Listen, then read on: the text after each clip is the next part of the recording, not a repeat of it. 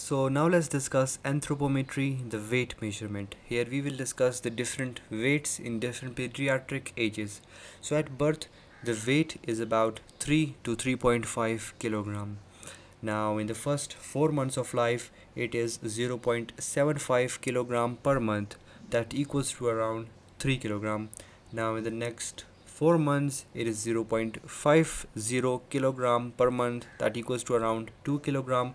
And in the last 4 months of the first year, it is 0.25 kilogram per month. That equals to around 1 kilogram. Now you have to add all of these kilogram in the 4 months and at birth, so it equals to around 9.5 kilogram, or average 8 to 10 kilograms in the first year of the life. So now if you want to find out the weight of your pediatric patient beyond the 1 year of life, you have to add this average 8 to 10 kilogram to that value.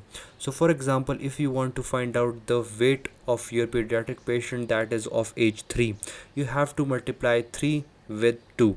So 3 2s are 6.